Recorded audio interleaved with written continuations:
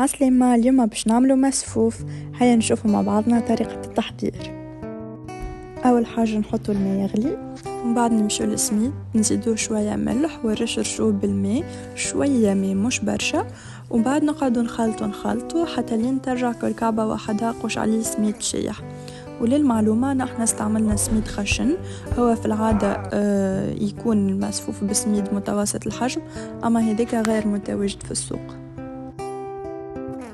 وبعد ما الماء متاعنا غلي نحطو السميد في الكسكاس، وكما تشوفوا السميد كيفاش رجع شايح بعد ما ختمناه بالماء، ونخليه حتى لين يفور.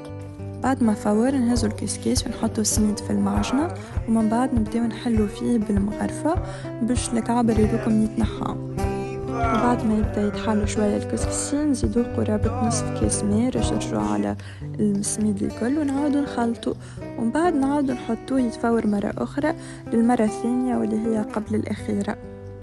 كما تشوفوا الكسكسي كي راجعناه باش يفور راجعناه شايح من الماء، ماهوش يعني مبلول.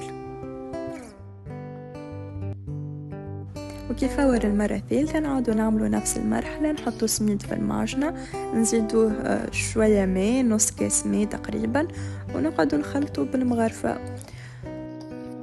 قبل ما نحطو يفور المرة الثالثة نحطو نص باكو زبدة متاع 100 جرام ونخلطوها، فما اللي يحط زبدة وفما اللي يحط زيت كما تحبوا نتوما.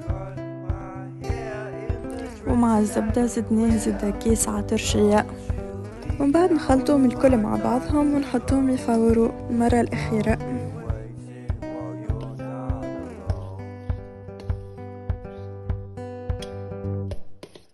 ونزيدوه نص باكو زبدة اللي بقالنا، يعني نجمو نقولو كيلو سميد مع 100 جرام زبدة.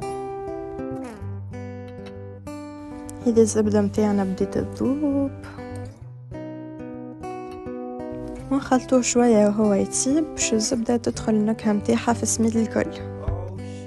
كيفور المرة الثالثة نهبطوه مرة أخرى في المعجنة، فما أستيوس اللي هي نسقيوه بالماء اللي تبع ليه، يعني الماء اللي حطيناه يغلي أول مرة نسقيوه بيه باش الكسكسي ما يجيش شايح، ونعاودو نخلطو مرة أخرى.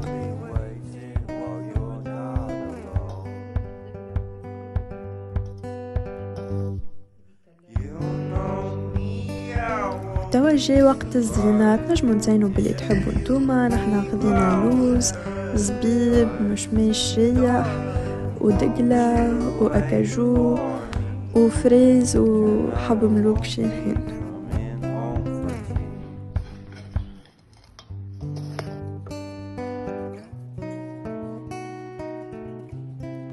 نحنا ما نستهلكوش السكر، هذيك علاش اكثرنا من الفواكه الجافة وزدنا حطينا العسل باش الشكل النهائي يكون هكايا. ان شاء الله تعجبكم، صحة وشفاء.